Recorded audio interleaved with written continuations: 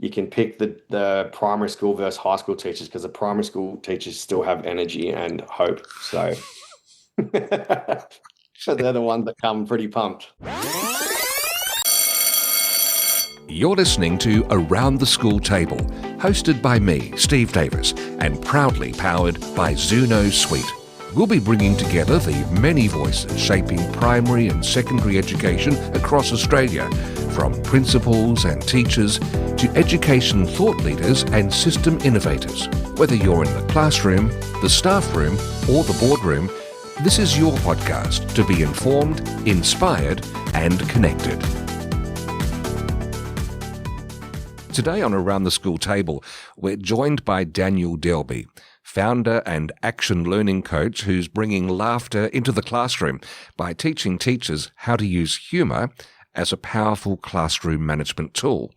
Now, Daniel, alongside fellow comedian Ben Knight, has created a unique space where educators can laugh, learn and recharge, proving humour isn't just a nice to have, it's essential for staying in the profession.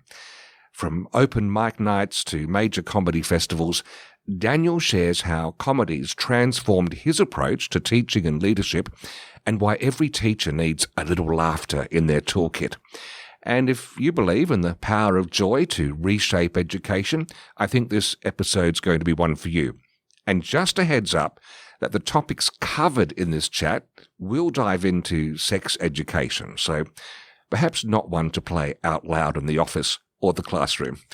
Daniel Delby, thanks for joining me around the school table. Welcome. It's nice to be mentioned in the same breath as Ben Knight. He's far more successful than me. So, well, that's what we bring people together here, Daniel. That's what we do. Nice. Now, you started as a teacher and became an action learning coach. What drew you to teaching in the first place? Okay. So the thing with my path is that I found in schools when I was it was called TE back then in Perth. Now it's ATAR. They expect you to what you want to know, like what you want to do for the rest of your life when you're 15, because the decisions you make at 15 to influence what you can take in year 11 and 12, which is crazy because when you're 15, you don't know. The hardest decision you've got is whether you're going to dab or floss. So I really loved drama, but it was the same pathway as chemistry. So I did a little bit of research, and chemistry was a prerequisite for more things than drama. So I just did what was going to open as many doors as possible. And at my comedy show, I'm like, I'm from a dodgy area, so I took chemistry to make money, but the on the weekends. But the whole thing with that was I sort of had no idea what I wanted to do. So I got a decent score.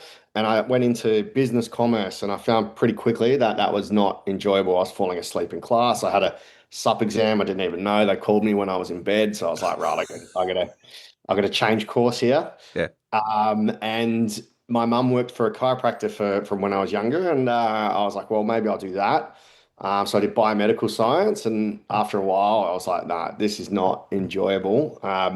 So I would go to bed at night with this feeling in my stomach that I should just be doing what I love. And I love phys ed and I love drama. So I decided I would try and do drama and phys ed teaching. And I didn't realize what I loved was being ignored by teenagers and devalued by society. So I got into it that way. And I started with drama, and I loved it. Like I say this on stage, it's not a bit, it's just the truth. I really loved it because for the first year, you don't have to teach anything. So I'm just playing games. I got a class full of girls. It was the dream until I did my first prac as a drama teacher. And I was like, man, I can't see myself spending the rest of my life telling kids to get out of the curtains. So I switched to phys ed and got into it that way. And, I really loved sport. I loved phys ed. And most importantly, I loved the banter and the funniness of teenagers. It's like, especially as a male teacher, if I say I love kids, it's got this weird stigma to it. But I loved hanging out and banter, and at the same time, you're making a huge difference to these kids' lives. And I got into it that way for my teaching. Personally, I'm a bit sad that you left teaching drama because I did drama in year 12 in South Australia. The first year it was ever offered as a matriculation subject. Yeah, right. And it was me and 17 girls in the class. And I did not miss a class. You had the best attendance of the whole school. I did. And Even when you're sick, you're just crawling in. Oh, we're right. Let's learn some Stanislavski. volunteered to do anything. Yeah, no, it was great. But and it actually, I love the way your radar is tuned, because I think you're on the money. That is, those two particular disciplines you're talking about, it opens so much inside the student for the world. Other subjects do too, but I think those two, there's just something mercurial about them. Yeah. So, well, the caveat on that is I did get my phys ed degree, my major, and drama as my minor in the end, but I ended up getting permanency teaching science. So, Chemistry yeah, came back. exactly. It actually did. Yeah. So that was a huge part of I loved science because I did 3 years of relief, just literally so I could never have, I was a bit afraid of being tied down, having a commitment. And obviously I've been diagnosed with ADHD before it was cool. So when I was like 24, now everyone's got it, but I loved having something different every day. On the flip side, it made me have the worst kids every day because the teachers were off because I couldn't handle it. And I was taught in a dodgy area, so I was getting the worst kids every day, but it was the most fun and the most challenging for me, and it led me into science teaching, and I ended up doing essentially special needs learning support for 8 out of my 10 years. So yeah, it's Wow. awesome. Now, what was it that led you to transition to now teaching the teachers, if you like? And am I right, classroom management strategies, or CMS, has a hand to play in this?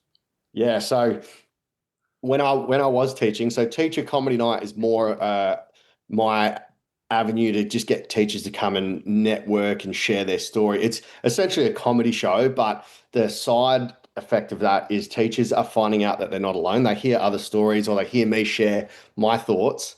And I should caveat that with a lot of public school teachers realize private school teachers can't believe some of the shit that gets shared at our show. So, yeah, I got into action learning coaching through CMS. So I started as a really ineffective, very ineffective teacher. All of my skills I'd learnt were my phys ed and drama skills. So a lot of it was really good placement, where you deliver your instruction from, making sure you can see everybody. But the next part of that was getting the kids to actually switch on and behave. So I was not very effective to start with until my principal, he goes, so, sorry, as my head of learning area first, he said, "What are you doing with the year 10s?" Because I was like, "Oh, they're shit, they're no good. They don't listen." He goes, "What are you doing?" And I showed him. He goes, would you want to do that?" I was like, "No, this sucks." So he's like, "Well, there's your first problem." That was my light bulb moment. It wasn't them. It was me. And a lot of teachers, I think, will not. There's too much pride or too much ego to go, "Well, actually, you know what? I'm not doing the right thing by them. It's them. They don't want to learn. They don't know." I'll tell you what, right now, every kid loves feeling smart, no matter how cool or how badly behaved. If they feel smart leaving your school, leaving your class, they're going to be like, "Oh, Mr. D, man, he's cool because he makes me feel good about myself." So I sort of had this little journey, and I took CMS, which is classroom management strategies, ran by my Holer at the time. So he was the biggest influence on me. And that's just little things like bumps and informal contracts and all these just awesome tools to help. And a lot of it just comes down to, is the work challenging? Is it enjoyable? Are you making connections? Are you winning them over? But yeah, the CMS was awesome until I shared that at teacher comedy night. I said, I said on stage, it was a bit of a serious bit of the show. I go, CMS has changed my life. And then I went on to sort of explain that very briefly because it was a comedy show. I didn't get in too much detail. And this lady came up after the show and she goes, "Excuse me, what do you mean by CMS? What does CMS mean to you?" I said, "Classroom management strategies." She goes, "Oh, thank God." I go, "Why? What does it mean to you?" And she goes, "Well, I have a student with CMS." I said, "Yeah." I go, "What is it?" She said, "Chronic masturbation syndrome." Oh So my when God. you said it changed your life, I thought that you'd been diagnosed with it, and having the diagnosis has helped you become a more effective teacher. So that was like, oh, it's funny. Like adults, the way we communicate, if we're using the wrong abbreviations or the wrong acronyms in different states, they mean different things. So Can I just say for the yeah, record, I've never been diagnosed with that. Thank you. yeah, it's an undiagnosed one. So now you're, similar in a way to Ben Knight. You're both comedians. You're targeting teachers in particular. Yeah. What do you think makes teachers interested in comedy? That's a great question. And when you say we're targeting teachers, not the way students target teachers, we're targeting them to be audience members. I think the fact that you're in front of up to 34 kids at once and you're the sole voice, um, you are automatically forced to figure out how to captivate an audience. You're forced how to engage them, and you're forced to find some sort of way to win them over.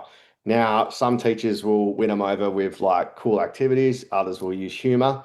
A lot of the time, humor is the way to break the ice. So all of those skills transfer directly to comic stage.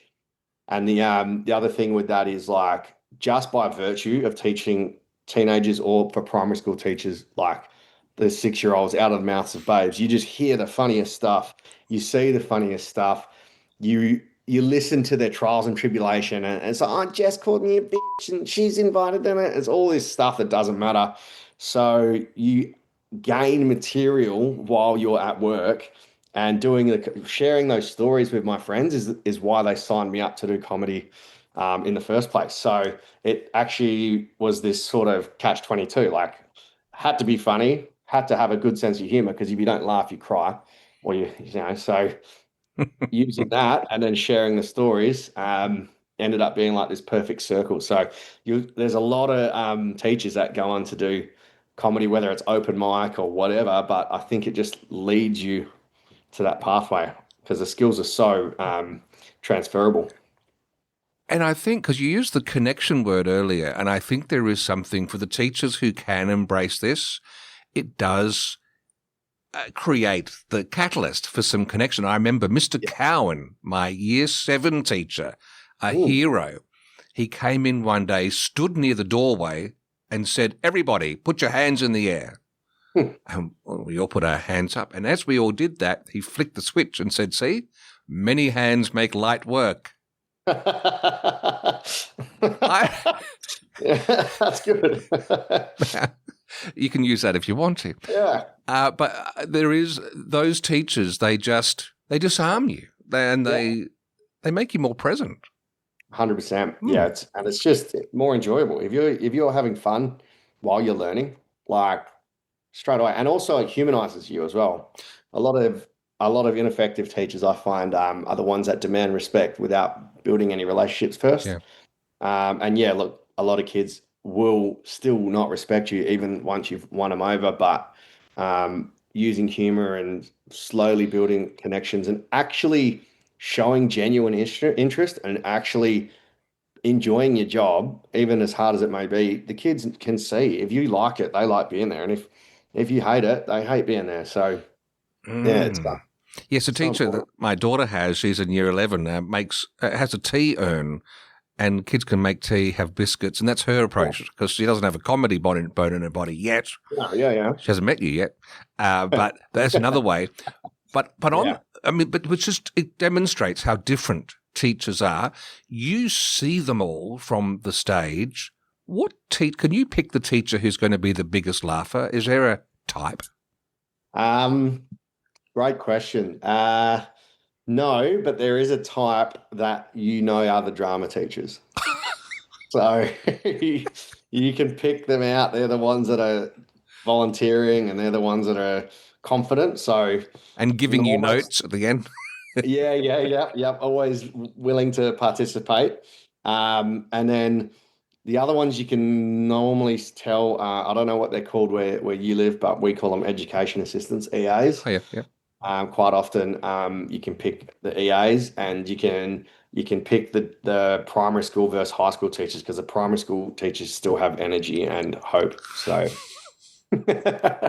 so they're the ones that come pretty pumped.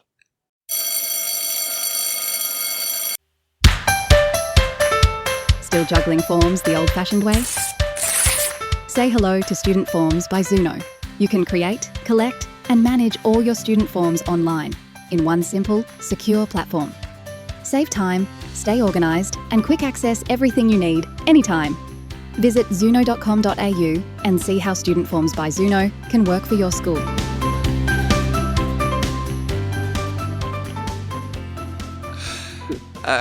Okay. This, of course, people working in education are our audience here. They might be curious to know a couple of things. First of all, Melbourne International Comedy Festival next year, 2026. Are you planning to be involved? Yeah, potentially we'll be looking at doing a show on the March 27 weekend. I just got to figure out the details. But Okay. if it's not part of that, I'm always over there. I'm over in at the end of November doing Geelong, Frankston, Altona, Carlton. So Actually, that's at the end of this month. So tell me more about that. How do we find out about that? What's the nature of those shows? So if you go to Teacher Comedy Night Instagram or Daniel Delby Instagram, there'll be a link to each of those shows because it's a few different ticketing options. So I just get a link tree and I put it in one space. And yeah, the Thursday show in Altona, I didn't think a school night would have a high attendance, but that's got the most so far. We're nearly at 100. We're still a few weeks out, so it's good. Nearly 100 there. And Geelong is on a Friday night. So that's at Geelong West Town Hall, which I haven't done that yet, but the venue looks cool. Carlton's only a little small one, doing like a 5 o'clock show, so teachers can come and watch a show and then have a meal at Lygon Street and all the good restaurants. And then trying a matinee show at Frankston. Last time I came to Frankston, I had 450 teachers there in the Arts Centre, but this is a 1 o'clock show, so I'm going to see if teachers are willing to come and have a bevy and share their stories. So yeah, each show it's great. Like it's always different. Every show I make sure for myself. Obviously, my story is always going to be the same of how I became a teacher, but there's always new games. I get teachers to send in funny work samples, and like, oh my gosh, I've got so many from when I taught, but the ones I get in are just so much fun. Funniest teacher story, so they write their story. There's prizes for that. There's games and music section. Yeah, it's a variety show. It's an ADHD in a physical format, so there's something for everyone. And do you break for recess or lunch? We do. Yeah, we have a brain break. So it's always 2 halves, 45 minutes, and then in the break, the teachers can write their stories down or whatever I'm doing on that night. There will always be an activity that's going to happen for the second half in the break. So yeah, I use some of my teaching pedagogy and allow brain breaks. So it's awesome. Now, humour in teaching, we've talked about how much you need that. Yeah. But you got signed up at sign-up night at Shapero's, I believe it is, at the Brisbane Hotel. Yeah. Were you a teacher at this point? I was, yeah. Yep. So my mates would always laugh at the stories I tell them about my students and the work. And I'm Italian as well, so I would always tell stories about my nonna. And they just signed me up. They were like, we've put you down for this comedy night. Go do it. I was like, all right, cool. Yeah, I'll go do it. So I went and watched a couple and figured out what the go was and basically just shared some stories for 5 minutes and it was awesome. So that led to a few more open mic spots and eventually, $50 spot here or there, then a $100 spot. And then it got to a point where something had to give between teaching and I'm also a marriage celebrant. So I had so much work going that my boss, who was my holer, the guy that taught me about CMS, he let me have a year off and held my permanency, which was awesome. So that year off allowed me to go to Edinburgh Fringe Festival, do some mine site comedy and come over to Melbourne and Sydney and do all this kind of cool stuff I didn't get a chance to do. And it went really well. So I had to hand in my teaching resignation, basically. So it was sad because it was nearly 10 and a half years of my life, and I only did permanency for 7, so I missed out on long service leave as well. Oh, dear. What is the link in your past, and it might be an arm's length from you, to Australia's Got Talent? So like I went to Australia's Got Talent audition maybe like, I don't know, might have been 4 or 5 years ago maybe, but did good, but they never showed anything. So you just never know. I got through, I got 4 yeses on the Australia's Got Talent, and yeah, they just never showed anything. So yeah, but another ex-teacher got through, Emma Kraus. She's from Perth, and she did pretty well, and she got through the semis, and she's a full-time touring comedian now as well. So using those teacher skills Mm. effectively. So someone else from WA. Yeah, I, yeah, Emma Kraus. I think the education department needs a lock-in contract over there. Yeah, definitely. Now, as I just talked about Mr. Cowan before, that was a gag that he planned, but Mm. I believe you like freestyle comedy, which I'm guessing links to your drama background, bit of improv, bit Yeah. of yes and what does that mean to you? So how do we get our heads around that? yeah, so it's freestyle rap. So I've got a whole show which is improv rap, which is what I include in the teacher comedy night. That's the music section. Yeah. So I'll get a non-teacher and I'll find out information about them and turn it into a love song. So just make it up on the spot. But that all originated from a public school because somebody challenged me to a rap battle and I didn't know what it was. So I thought he was trying to fight me, So yeah, he was like, well, we'll say words that rhyme about each other. And I was like, is that poetry? And he's like, no, man, it's not poetry. It's like aggressive. I was like, all right. So yeah, it was an interesting battle. He rapped about having $1 million cars and girls and stuff. And when it was my turn, I was like, oh no, you don't. I got like a big laugh and started rhyming some stuff from there. And yeah, I utilized that in all my shows. So when I was teaching, actually, I would freestyle at assemblies for the kids or in class. If it was end of class, I'd do a rap about the kids, and it was super engaging because it's being made up like instantly, and it was a really good hook because I'll never forget one of my year sevens goes, "Sir, how do you do that? How do you just make it up?" I said, "Well, you need a big vocabulary." And he goes, "What's that?" I said, "Well, you're already behind the eight ball." So I'm like, the best thing is when we do the shows, it's a good way to tell kids, hey, if you want to learn to rap, you need to know a lot of words. To know a lot of words, you got to read. So stick to your English, read your books. So yeah, I used to just read like a book every 2 days when I was a teenager. Goosebumps. Wow. Yeah. What would you need to know about me being the only male student doing drama at Woodville High with 17 girls to do a freestyle right now? You weren't expecting this.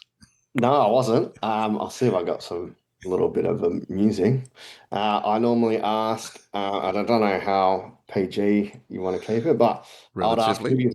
who your celebrity crush would be. So I could include that. So if you could have a celebrity And does crush, it need to be a proper big celebrity? Well, it would be Taylor Swift at the moment, but Taylor Swift. yes. Cool. And then I would be like, what movie would you watch with Taylor Swift? I would watch something scary so that we'd have an excuse to grab each other. Yeah, okay. What's your favorite scary movie?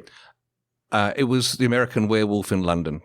Okay, all right. So I'll just do a little small version of it. Yeah. So we've got Steve that had 17 girls in drama, and it's watching American Werewolf in London with Taylor Swift. Mhm. So I don't know, is that coming through? Yep. Oh, hang on. No. I don't know where my mic is. Can you hear that? No, the mic sometimes cuts it off because it's trying to kill any background noise. Ah, spilling. But can you hear it? I can, yeah. So I'll see if I can. have a go. We can't hear it, but maybe I can put something on in post. No, I'll be like, yeah, boy. Okay. I do R&B, yeah, boy. Yeah. So here's a love song that you wouldn't believe. It's for my man with 17 girls. His name is Steve. He's never in there causing no freaking harm, bruh. He's the only dude and he's taking under drama. Ooh, yeah, he might be flirting. Get it working. He's the dude hiding behind the curtain. So I tell you, yeah, he would just take his chance. He's there every single day, the highest attendance. But now he's having fun, son. When he went to drama, he's like a werewolf in London. So, yeah, you see him soon in the drama room. You better press, not a full moon. So, now you got my crew, Steve. He was literally feeling 22. So, yeah, he's got those feelings lift with those girls. He was acting Taylor Swift. So, That's fantastic. I just throw in little choruses and stuff. So, And I love the 22 reference, of course. yeah, Beautiful yeah. stuff. And of course, Taylor Swift had a song called Hey Stephen. Oh, nice. I didn't know that, but Yeah. that works as well. Yeah. I'll just have to take it off. She didn't see me in Melbourne recently. I had it on the back of my glittery jacket. It said, I'm Stephen. Nice. But never mind. That would have, I just would have added that to your freestyle song. Right. Daniel, that is fantastic because to me, that is peak fluidity for thought. You open, you're looking for connections, you're finding patterns under pressure. And that's comedy as well as freestyling. And that's to anyone to be able to work on that gift would make any social intercourse better, but certainly in the teaching realm. Yeah, definitely. Yeah. Well, I've got a friend that actually offers that as workshops. So if anyone's interested over there, he was a TEDx speaker, and he's a guy that I co-host my rap show with. So if any teachers like that and they want to get somebody in to teach that to students, he might be a good guest for you. Actually, he's awesome at it. All right, we'll get details after this. Two last questions. Do you think any teacher can learn ways to inject comedy into their parlance? Yeah, it's a good question. I don't think so, because not everyone's funny, right? So I don't, and it can look. I think you should try, because it just shows you're like keen to have a laugh. But not everyone is naturally funny. But what everyone can be is naturally authentic. So if you're not naturally funny, that's cool. But it's all, I think, I could be wrong, but my theory is that if you're authentic and you can just sort of unwind that little bit from all that stress and not take yourself so seriously when you're building those connections, obviously boundaries are super important. They need to know when I've gone from Mr. D having a laugh to, wait, hang on, no, that's not appropriate. So you need to have those boundaries, but not everyone can be funny, but everyone can be authentic. So I think if you are authentically yourself, you might be the biggest nerd and love chemistry, but the kids will love that you love chemistry because it's authentically you. So I'll never forget my teacher, Mr. Bignell. He would do jokes, like not super funny, but like he'd have jokes, and he loved chemistry. So for me, he was a cool teacher because he was so authentic with what he was doing, and I could see he enjoyed it, which made me enjoy it. So yeah, to answer your question, I don't think everyone can be funny, but I think it's important to be authentic and let those guard down a bit when you're building relationships at the start of the class. If it's 5 minutes, or as the kids are coming in, having a chat, just seeing what they got up to on the weekend and showing true, authentic interest, I think that's just as good as trying to make them laugh. Fantastic. And worst comes to worst, they can still borrow Mr. Cowan's light switch. Yeah, that's it. So, yeah, 100%. I don't think they would ever fail. And the last one, just on shows, can you just reinforce? There's a couple of things. One, I believe you're coming to Adelaide Fringe. Yep. And there's another show called Two White Guys Rapping. What are you bringing to Adelaide Fringe? So I'm going to bring over Teacher Comedy Night on Sunday the 22nd at the Arca Bar. So that'll be a 1 o'clock show. We did, I think, a 1 or a 2 o'clock last year and had 330 teachers there. So that was great. So would love to see everyone come along to that. The Adelaide shows are awesome. Arca Bar is such a great venue. It is. The Two White Guys Rapping we brought over last year. So he's my co-host, the guy I was talking about that does the school stuff. But that's going to be at Perth Fringe. So I don't know if there's any Perth listeners. That's all that improv freestyle comedy that we just did a little love song. So we worked together on that. But I'll be bringing 33 Years Single, I think maybe to Mildura, which is kind of Adelaide, kind of Victoria. So yeah. And then I'll be looking either just to do spots in general on that Saturday, the 21st. Fantastic. I mean, Mildura is a freestyle kind of town. It just takes on anything, rhymes with anything you need to rhyme with. Yeah. And again, just the Carlton, Frankston, Geelong, Altona. Yeah.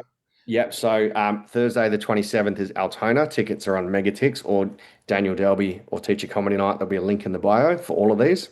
There will be. And Friday, Geelong at Geelong Wests.